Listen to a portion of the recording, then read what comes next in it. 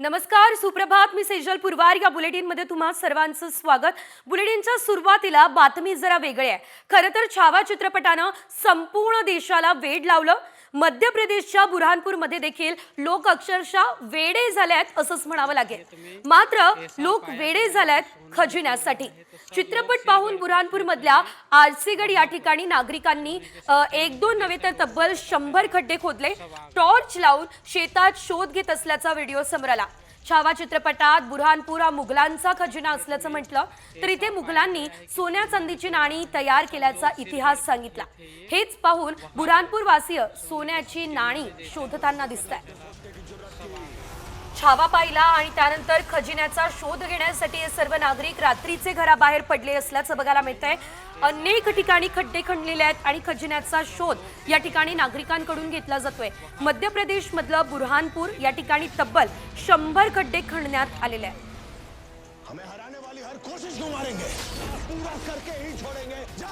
छावा पाहिल्यानंतर खरं तर ही शक्कल जी आहे या ठिकाणच्या नागरिकांना सुचली असल्याचं बघायला मिळतंय. साम टीव्हीची आपण एक्सक्लुझिव्ह दृश्य सुद्धा पाहू शकतोय. या दृश्यांमध्ये आपण बघतोय कशा प्रकारे 100 खड्डे हे या ठिकाणी खणण्यात आलेले आहेत. मात्र खजिन्याचा शोध घेण्यासाठी 100 खड्डे जे ते खणण्यात आले असल्याचं बघायला मिळालं आहे की सोना निकल रहा है तो सब लोग सिरगढ़ का खेत है ये वहां पर. आणि यानंतर राज्यभरातल्या इतर काही मोठ्या आणि महत्त्वाच्या बातम्यांचा आढावा घेऊयात वेगवान स्वरूपात. सुरुवातीला बघूयात काही महत्त्वाच्या राजकीय अपडेट्स. गेल्या काही दिवसांपासून जयंत पाटील राष्ट्रवादीमध्ये नाराज आहे, भाजपच्या वाटेवर असल्याची चर्चा आहे. आणि या पार्श्वभूमीवर मुख्यमंत्री फडणवीसांनी जयंत पाटलांना पुन्हा एकदा सत्ताधाऱ्यांच्या बाजूने येण्याबाबत एक सूचक वक्तव्य केलंय. भाषणावेळी जयंत पाटील बोलल्यानं फडणवीसांनी त्यांना टोलाही हाणलाय. विकास कामांना स्थगिती द्यायला मी उद्धव ठाकरे नाही असा हल्लाबोल मुख्यमंत्री देवेंद्र फडणवीस यांनी केला. राज्यपालांच्या अभिभाषणावर उत्तर देताना त्यांनी चौफेर फटकेबाजी केली. अजितदादा थेट अटॅक करतात म्हणून कोणी त्यांच्या वाट्याला जात नाही असं देखील फडणवीसांनी म्हटलं.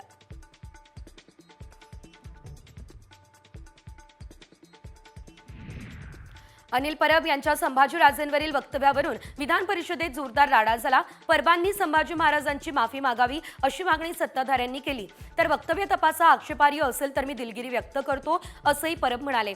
दरम्यान नितेश राणे आणि अनिल परब यांच्यामध्ये जोरदार जुगलबंदीही रंगली.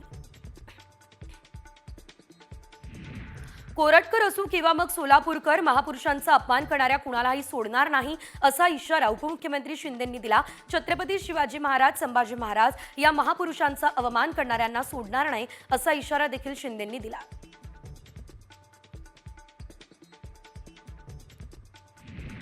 शरद पवार गटाचे आमदार जयंत पाटलांनी राजू कारेमोरे यांचं एक पत्र सभागृहात वाचलंय. सत्ताधारी आमदार राजू कारेमोरे यांनी मोहाडी तहसीलदारांना हे पत्र पाठवलं होतं. ते पत्र विरोधकांच्या हाती लागलं. दरम्यान या पत्रात राजू कारेमोरेंनी सरकारमधील मंत्र्यांवर गंभीर आरोप केले.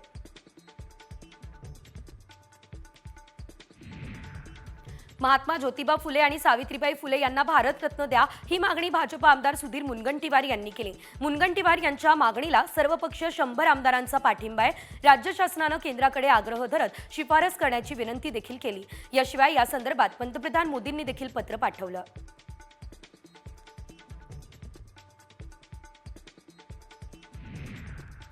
रत्नागिरीमधल्या ठाकरे गटाचे जिल्हा प्रमुख संजय कदम यांची पक्षातून हकालपट्टी करण्यात आली. संजय कदम यांच्यावर पक्षविरोधी काम केल्याचा ठपका ठेवण्यात आलाय. ठाकरेंच्या मध्यवर्ती कार्यालयातून हकालपट्टीचं पत्रक देखील प्रसिद्ध करण्यात आलंय.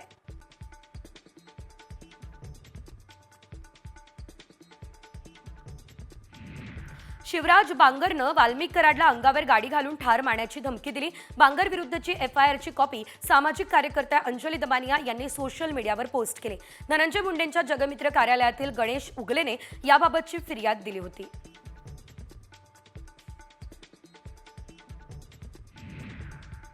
सतीश भोसलेने 1.5 वर्षांपूर्वी एका व्यक्तीला बॅटने जबर मारहाण करतानाचा व्हिडिओ व्हायरल झाला. या घटनेतील मार खात असलेली व्यक्ती पहिल्यांदा समोर आली. कैलास वाघ असं या व्यक्तीचं नाव आहे. तो सिंदखेड राजा तालुक्यातील माहरेखेड या गावातील रहिवासी आहे.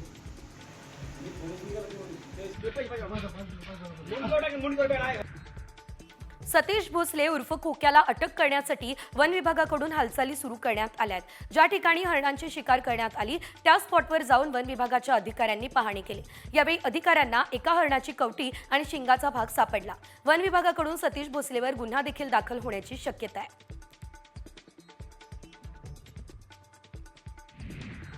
खोक्या उर्फ सतीश भोसले हरणाची शिकार करून मांस खायचा असा आरोप ढाकणे कुटुंबानं केला।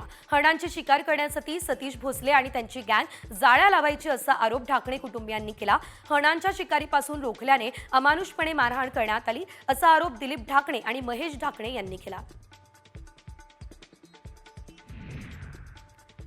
खोक्या भोसले प्रकरणात तृप्ती देसाई यांनी सुरेश धस यांच्यावर निशाणा साधला। सुरेश धस पण आकाच निघाले। धनंजय मुंडेंचं नेतृत्व बीडमधून कायमस्वरूपी संपवून स्वतःचं वर्चस्व यापुढे टिकवून ठेवण्यासाठी त्यांची लढाई होती, ही टीका देसाई यांनी केली आहे।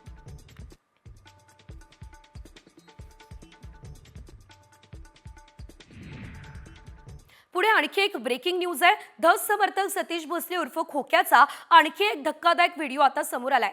यामध्ये खोक्याला पैशांचा माज आला असल्याचं देखील आपल्याला बघायला मिळतंय। याशिवाय आपण बघतोय टेबलवरती पैसे ठेवून ते उधळतोय असं देखील बघायला मिळतंय। यामुळे खोक्या उर्फ सतीश भोसलेला पैशांचा माज आलाय का असा सवाल सुद्धा विचारला जातोय। फिदा जिस पे होते थे एक सांप हमारा यार था।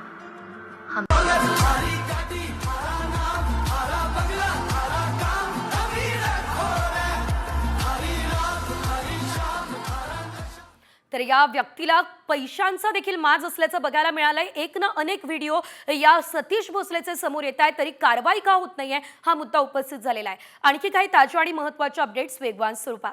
पुणे स्वारगेट बलात्कार प्रकरणातील आरोपी दत्ता गाडीला पोलिसांनी गुणाट गावात आणलं। दत्ता गाडीचा मोबाईल शोधण्यासाठी पुणे पोलिसांचं पथक आरोपीचं ऊसाच्या शेतात दाखल झालं। पुणे पोलिसांच्या गुन्हे शाखेकडून गुणाट गावात आता गाडीच्या मोबाईलचा शोध घेतला जातोय। माझ्या बदनामीला जबाबदार कोण असा सवाल स्वारगेट अत्याचार प्रकरणातील पीडितेने पोलिसांना केला। या प्रकरणाचा तपास गुन्हे शाखेकडे सोपवण्यात आलाय। गुन्हे शाखेच्या अधिकाऱ्यांनी पीडितेसोबत संवाद साधला। यावेळी पीडित तरुणीने प्रश्न विचारला, त्यानंतर अधिकारी निरुत्तर झाल्याची माहिती आहे। मुंबईमध्ये मार्च महिन्यात तापमान 35 अंशांवर पोहोचलंय। वाढत्या उन्हामुळे उष्माघाताचा धोका वाढलाय। मुंबईकरांनी दुपारी बाहेर पडणं टाळावं हे आवाहन हवामान विभागाने केलंय। उन्हामुळे ताप, सर्दी, डोकेदुखी, पोटदुखी असा त्रास मुंबईकरांना सहन करावा लागतोय। भारत हा जगातील आघाडीचं संपत्ती केंद्र म्हणून उदयास आला। देशातील अब्जाधीशांची संख्या 191 वर पोहोचली, तर $1 कोटी पेक्षा अधिक संपत्ती असलेल्या अतिश्रीमंतांची संख्या 85,698 झाली। ही संख्या पुढील 5 वर्षात 93,753 वर पोहोचण्याचा अंदाज आहे।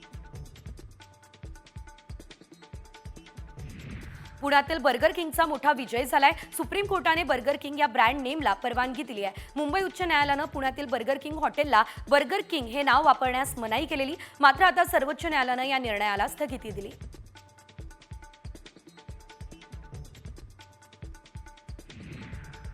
ललित मोदीने लंडनमधील भारतीय उच्च आयुक्तालयात भारतीय पासपोर्ट परत करण्यासाठी अर्ज केला।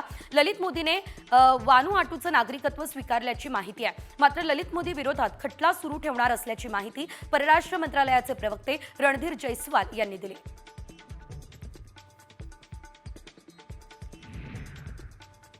औरंगजेब याची कबर थेट जेसीबी लावून उखडून टाका, ही मागणी उदयनराजे भोसले यांनी केली। औरंगजेबाच्या कबरीवर सरकार खर्च करत असल्याची बातमी साम टीव्हीने दाखवली। सरकारी खर्च होत असल्याची ही बातमी पाहताच उदयनराजे भोसले मात्र भडकले।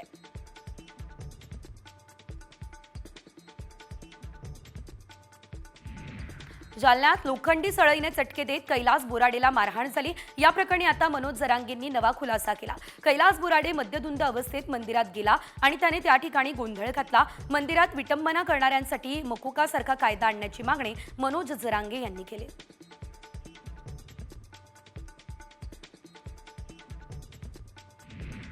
कोल्हापूर आता गँगस्टर हब होतोय का असा सवाल आहे, कारण सध्या सोशल मीडियावर लहान मुलांचे एकमेकांना धमकी देतानाचे व्हिडिओ जोरदार व्हायरल झाले। यामध्ये मुलं फिल्मी स्टाईलमध्ये एकमेकांना धमकी देताना दिसतायत। आमची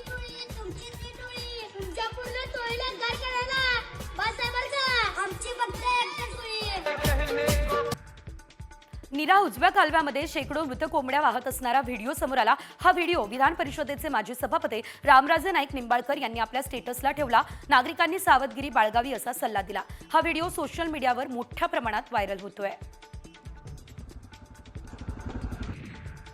विदर्भाचं कुलदैवत असलेल्या अमरावतीच्या अंबादेवी मंदिरासमोर होळीची 200 वर्षांची परंपरा अजूनही जपली जाते. महिनाभरापूर्वी या ठिकाणी होळी रचली जाते. महिनाभर या होळीमध्ये महिला खणा नारळाची ओटी आणि गाठी टाकतात आणि होळीच्या दिवशी दहनही केलं जातं.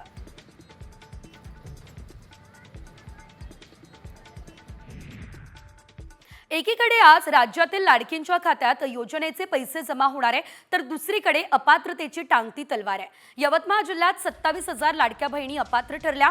निवडणुकीच्या काळात अर्ज करणाऱ्या महिलांना सरसकट लाभ देण्यात आला. जिल्ह्यात 7,19,000 अर्ज आले होते. 6,92,000 अर्ज पात्र ठरले. मात्र आता कागदपत्रांच्या पडताळणीत अपात्र लाडक्या बहिणींचा आकडा वाढतोय. 27,317 वरती हा आकडा पोहोचलाय.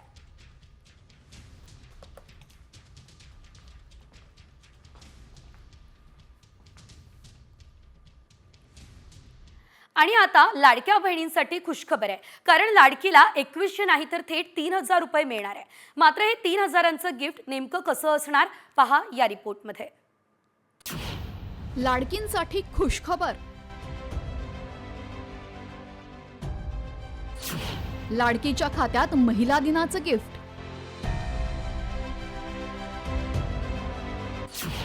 लाडकीला 2100 रुपये मिळणार.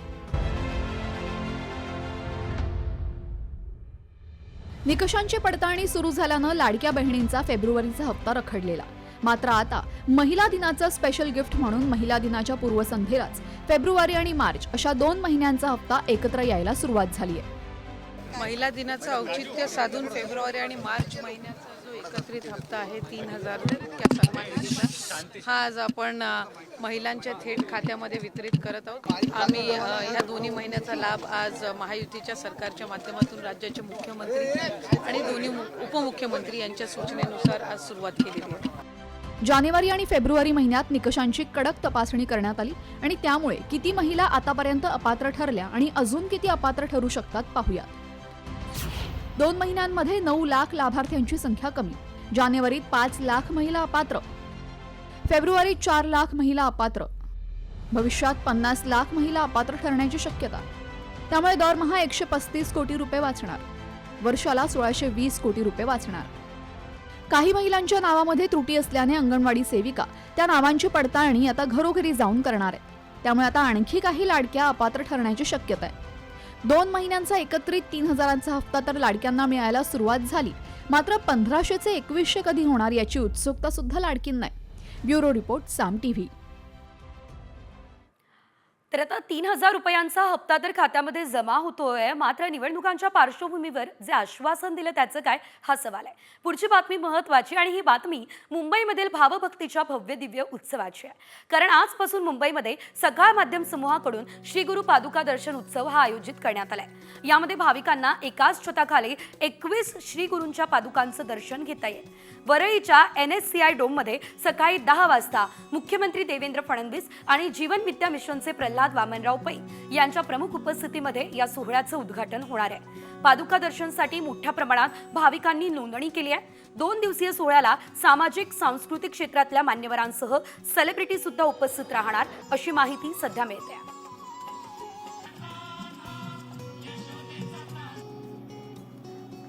सध्याची आपण या ठिकाणची दृश्य पाहतोय. अतिशय सुंदर अशा पद्धतीनं तयारी सुद्धा या ठिकाणी केली जाते. आसन व्यवस्था आपण पाहू शकतोय आणि सर्व सोयी सुविधांनी युक्त असा हा कार्यक्रम आज पार पडतोय. आजपासून हा भक्तीचा महाकुंभ मुंबईमध्ये होणार आहे. 21 श्री गुरूंच्या पादुकांचं दर्शन एका छताखाली घेता येणार आहे. त्यामुळे निश्चितच ही नागरिकांसाठी पर्वणी असणार आहे.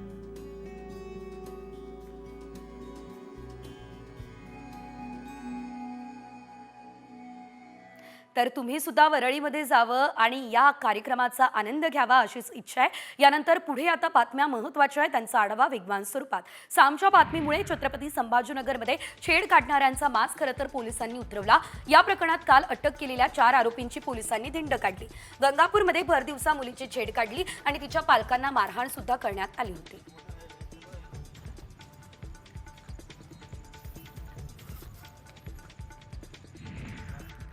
भर रस्त्यात धिंगाणा घालत बर्थडे सेलिब्रेशन करणं चांगलंच भोवलं तर कायदा आणि सुव्यवस्था पायदळी तुडवणाऱ्या 4 पोलिसांचं आता निलंबन सुद्धा करण्यात आलं असल्याचं आपल्याला बघायला मिळत आहे। पोलीस शिपाई प्रवीण पाटीलचा रस्त्याच्या मधोमध टेबल टाकून बर्थडे सेलिब्रेशन केल्याचा व्हिडिओ समोर आला होता आणि त्यानंतर ही कारवाई करण्यात आलेली आहे।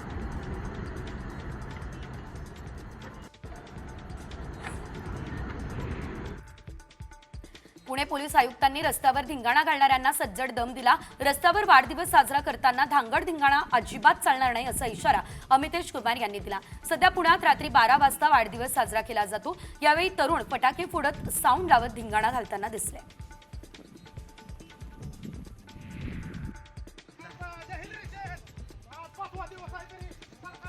पंढरपूरमधील माढातील टाकळी गावामध्ये एका तरुणानं आत्मदहन करण्याचा प्रयत्न केला। लोहार समाजाच्या मागण्या मान्य करण्यासाठी त्यानं अंगावर ज्वलनशील पदार्थ ओतले। दरम्यान पोलिसांनी त्याला वेळीच रोखल्यानं मोठा अनर्थ टळला।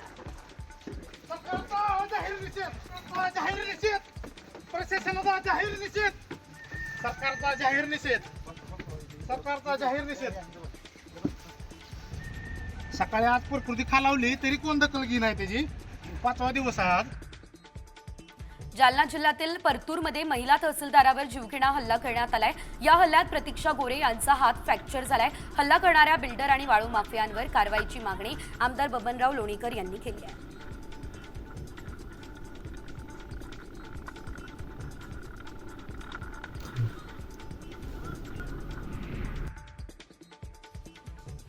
परभणीच्या पूर्णा ते हयातनगर रस्त्याचं काम 11 महिन्यांपासून सुरू आहे। या रस्त्याच्या कामासाठी दोन्ही बाजूला रस्ता खोदून ठेवण्यात आलाय। पर्यायी मार्ग नसल्याने नागरिकांना अनेक अडचणींचा सामना सुद्धा करावा लागत असल्याचं आपल्याला बघायला मिळतंय। एकंदरीत प्रशासनाला वेळोवेळी निवेदन देऊनही प्रशासन याकडे मात्र दुर्लक्ष करत असल्याचं बघायला मिळतंय। हा आरोप जो आहे तो नागरिक करत आहे।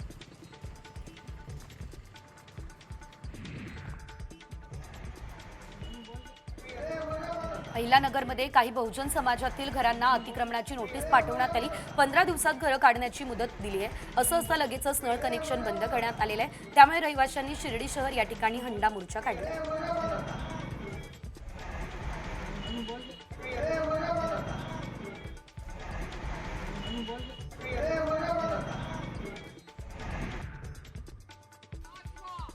सिंधुदुर्गमधल्या दोडामार्ग तिलारी या ठिकाणी अवैधरित्या उत्खनन चालू आहे। आंतरराज्यीय प्रकल्प धरण क्षेत्रामध्ये अवैधरित्या उत्खनन करण्यात येत आहे। त्यामुळे इथल्या गावकऱ्यांनी आंदोलन सुरू केलं आहे।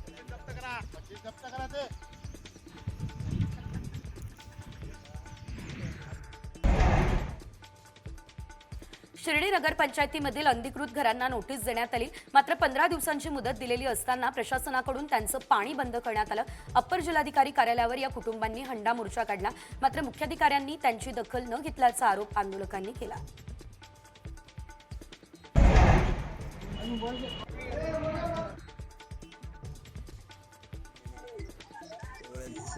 मुंबई आझाद मैदानात 4 मार्चपासून समग्र शिक्षा समितीचं बेमुदत आमरण उपोषण आणि कामबंद आंदोलन सुरू आहे। मागच्या वर्षी ऑक्टोबरमध्ये एकनाथ शिंदे सरकारने समिती गठीत केली, पण ती 1 महिन्यामध्ये रद्द झाली आणि नंतर कोणतंही उत्तर नसल्याचा आरोप आहे। कंत्राटी कामगारांना सरकारी नोकर म्हणून काम करण्याच्या मागणीसाठी हे आंदोलन सुरू आहे।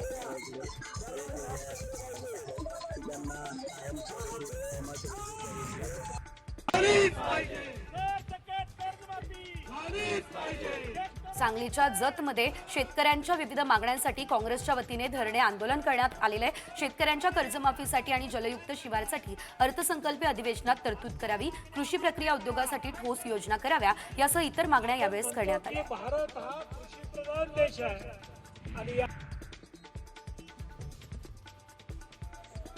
नाशिकच्या येवला शहरात ठाकरे गटाकडून तहसील कार्यालयासमोर आंदोलन करण्यात आलं। सरपंच यांच्या मारेकऱ्यांना फाशीची शिक्षा द्यावी, कांद्यावरील निर्यात शुल्क ताबडतोब रद्द करावं, सोयाबीनला योग्य दर मिळावा, शेतकऱ्यांची कर्जमाफी ताबडतोब करावी या विविध मागण्यांसाठी ठाकरे गटानं आंदोलन केलंय। मागण्यांचं निवेदन तहसीलदारांना दिलंय।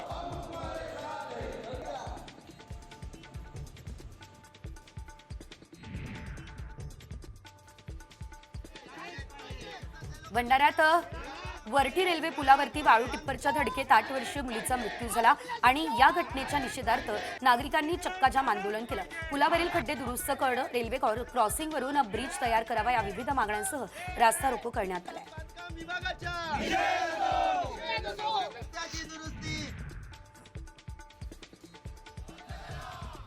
सिंधुदुर्गमधील खानियाळे ग्रामस्थांकडून साखळी उपोषण करण्यात आलं. दगडाचे गौण खनिज उत्खनन बंद करण्याच्या मागणीसाठी हे आंदोलन करण्यात आलंय. तर शिरंगीमधील खनिज उत्खननामुळे खानियाळे या गावाला धोका निर्माण झालाय. गौण खाणी ताबडतोब बंद करण्याची मागणी प्रशासनाने केलेली आहे.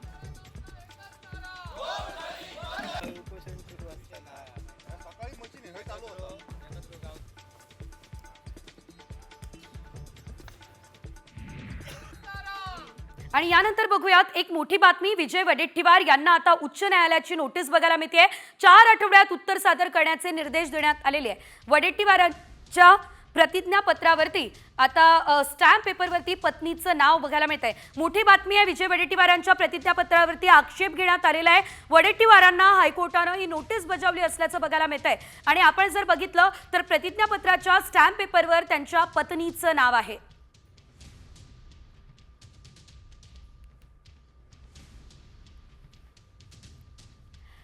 आणि यानंतरची बातमी मुंबई हायकोर्टाच्या एका महत्त्वाच्या निकालाची आहे. सोसायटीच्या नोंदणीसाठी किमान 51% खरेदीदारांचा एकत्रित अर्ज करणं आवश्यक आहे. हा निकाल मुंबई हायकोर्टानं आता दिलाय.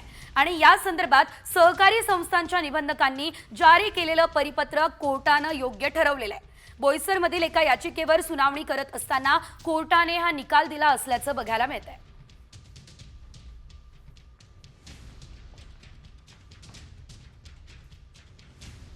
पुन्हा एकदा घेऊयात बातम्यांचा धावता आढावा. मावळच्या पवनानगर या ठिकाणी किराणा दुकानाला भीषण आग लागली.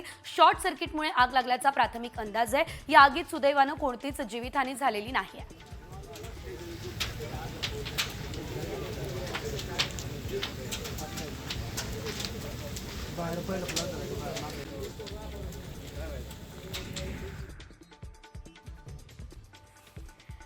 पिंपरी चिंचवड शहरातील पिंपळे निलख या परिसरामध्ये एका माथेफिरूने आपल्या सोसायटीमध्ये पार्क केलेल्या 14 दुचाकी ज्वलनशील पदार्थ टाकून पेटवल्या. मोरया क्षितिज सोसायटीमधील पहाटेची ही घटना आहे. या प्रकरणी सांगवी पोलिसात स्वप्नील पवार या व्यक्तीविरोधात गुन्हा देखील दाखल करण्यात आला आहे.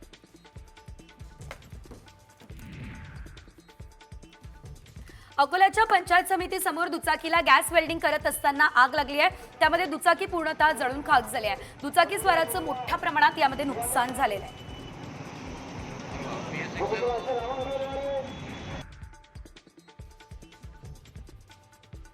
अंबरनाथ तालुक्यात बेकायदेशीरपणे बांगलादेशी महिला वास्तव्यास असल्याची माहिती पोलिसांनी दिली.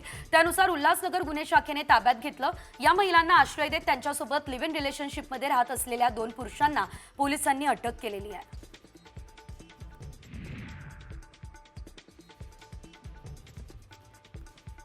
बस स्थानकावर गर्दीचा फायदा घेत दागिने रक्कम लांबवली जात असते. सांगली बस स्थानकात अनेक चोरीचे प्रकार घडले.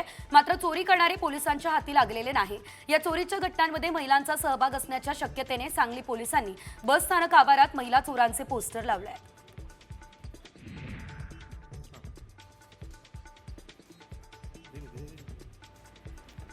नागपूरमध्ये लकडगंज परिसरात वास्तव्यास असलेल्या एका अल्पवयीन मुलावर 36 वर्षीय महिलेचं प्रेम जडलं असल्याचं एकंदरीत बघायला मिळालं.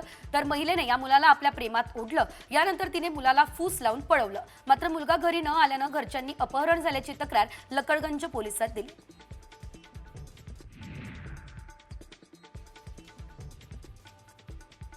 पंढरपूरमधल्या भटुंबरे या गावामध्ये एका कारमधून 147 किलो इतक्या गांजासह 40 लाखांचा मुद्देमाल पोलिसांनी जप्त केला असल्याचं बघायला मिळत आहे. या प्रकरणी पोलिसांनी आता 3 जणांवर कारवाई केलेली आहे. त्यांना 3 दिवसांची पोलीस कोठडी सुद्धा सुनावण्यात आली असल्याचं पाहायला मिळत आहे.